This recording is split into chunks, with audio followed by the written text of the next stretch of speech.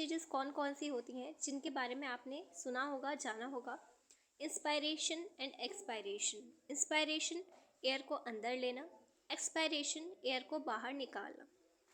So these are the two processes which we will study in the mechanism of respiration. Let's start with the first line, that is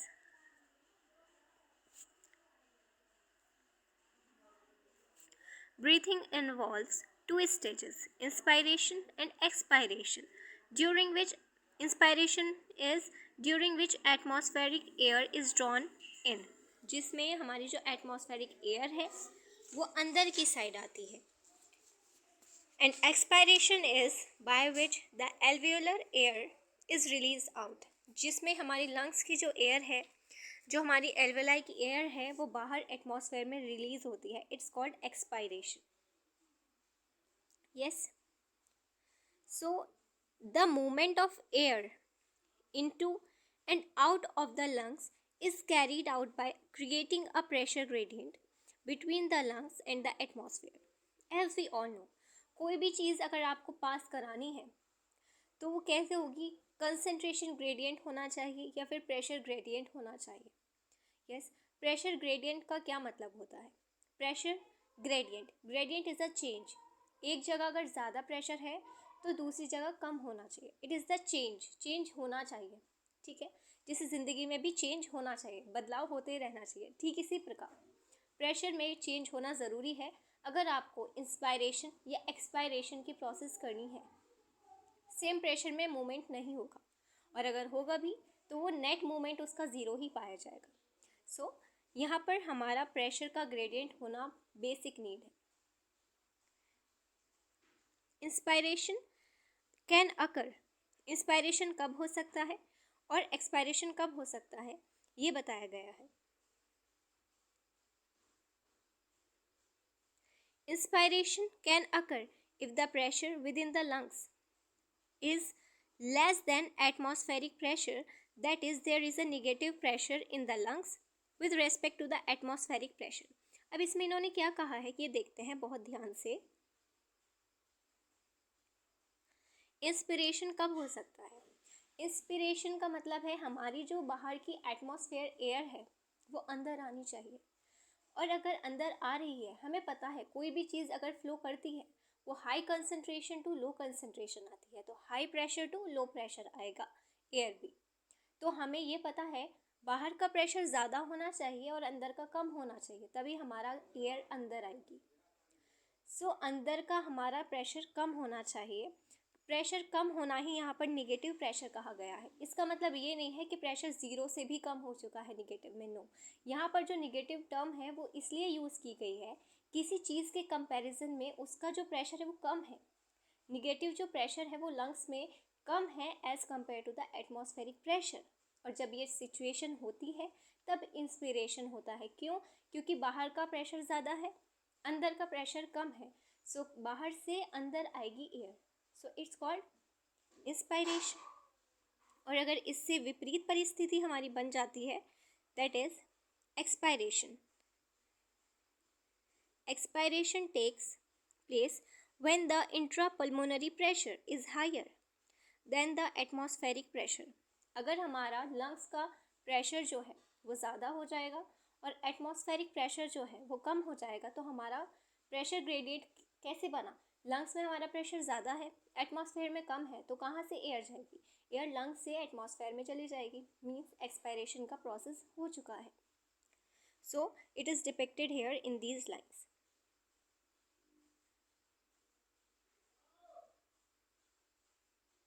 Next point is the diaphragm.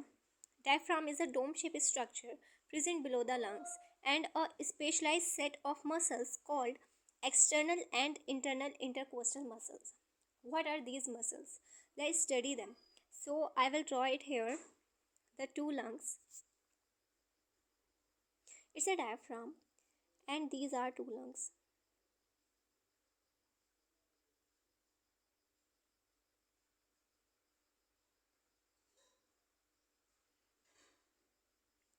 These are two lungs and we have here ribs also there, but this is diaphragm and these are lungs. Diaphragm is a dome shaped structure. Okay. Now, set of muscles means external and intercostal muscles. Inter का मतलब होता है किसी भी चीज़ के बीच में जैसे हमने अभी पढ़ा था इंटर एट्रियल सेप्टा जो एट्रिया के बीच में सेप्टा है, इंटर वेंट्रिकुलर सेप्टा जो वेंट्रिकल्स के बीच में सेप्टा है। ठीक, यहाँ भी इंटर का मतलब है बीच में। तो यहाँ पे किसके बीच में? इंटरकॉस्टल। कॉस्टल का मतलब हमें पता होता है रिब्स से होता है। तो रिब्स के बीच में जो मसल्स होती हैं उन्हें इंटरकॉस्टल मसल्स कहते हैं। इसके साथ साथ इंटरकॉस्टल मसल्स भी दो जगह डिवाइड हो चुकी हैं, external intercostal muscles and internal intercostal muscles. अब हमें कैसे पता चलेगा कि क्या चीज़ है वो हम डायग्राम के थ्रू अब देखेंगे। Here you can see the muscles, intercostal muscles, that is these are intercostal, these are external. Intercostal, ये भी इंटरकोस्टल, ये इंटरनल है, ये एक्सटर्नल है। ये जो दो रिब्स के बीच में आपको दिख रही हैं, this one this one this one and ये सारी कैसी मसल्स हैं? इंटरकोस्टल मसल्स हैं, क्योंकि रिब्स के बीच में प्रेजेंट होती है। ये बात हो चुकी है कि मसल्स कहाँ होती हैं। अब हम बात करें अगर एक्सटर्नल एंड इंटरनल की, तो वो होती हैं इधर। ये जैसे आपको दो लेयर्स दिख रही हैं, एक बाहर वाली जो रिब केज के आउटर साइड प्रेजेंट होती है वो होती है एक्सटर्नल मसल्स, और जो इनसाइड होती हैं रिब केज के अंदर वो होती हैं internal intercostal muscles. I hope आपको डिफरेंस बहुत अच्छे से समझ आ गया होगा। अब हम चलते हैं अपने टॉपिक की तरफ। So the diaphragm and specialised muscles कौन कौन सी होती हैं? External and internal intercostal muscles between the ribs होती हैं, help in generation of such gradient. यानी प्रेशर ग्रेडियंट कौन बनाता है? डायफ्राम उसमें हेल्प करता है, और उसके साथ साथ हमारी इंटरकोस्टल मसल्स भी हेल्प करती हैं प्रेशर ग्रेडियंट बनाने में। Inspiration is initiated by contraction of diaphragm. जब भी इंस्पायरेशन होगा कॉन्ट्रैक्शन होगा, किस किस का? एक तो डायफ्राम का होगा, उसके साथ साथ किसका होगा? एक्सटर्नल इंटरकोस्टल मसल्स का भी कॉन्ट्रैक्शन होता है। So which increase the volume of the thoracic chamber in the anterior posterior, means आगे पीछे के एक्सिस में।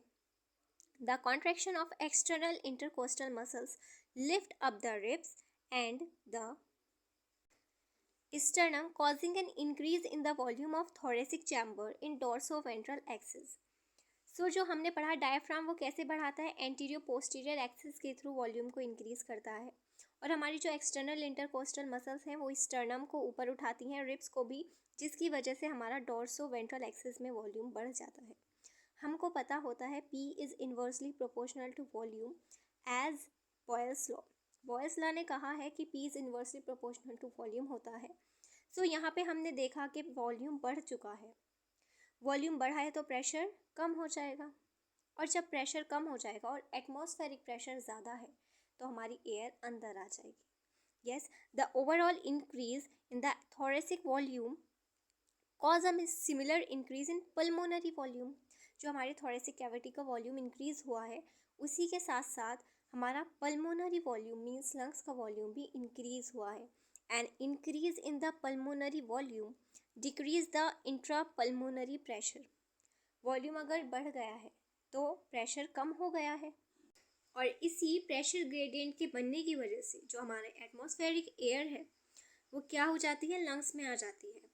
सो then the atmospheric pressure which forces the air from the outside to move into the lungs, and यही आपका inspiration होता है। Relaxation of the diaphragm and the intercostal muscles. हमने inspiration में पढ़ा था, वहाँ पे कॉन्ट्रैक्शन हो रहा था डायफ्राम का और इंटरकोस्टल मसल्स का।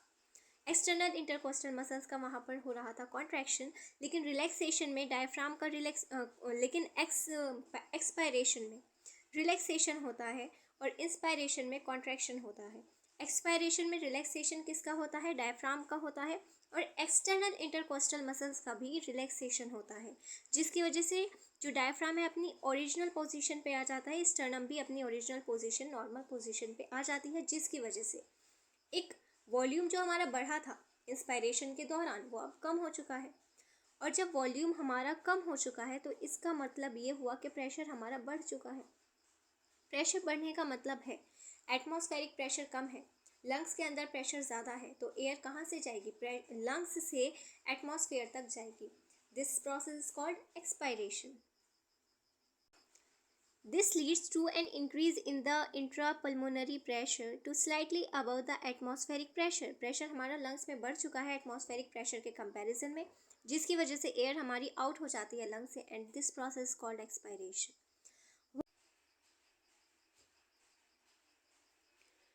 We have the ability to increase the strength of the inspiration and expiration with the help of additional muscles in the abdomen.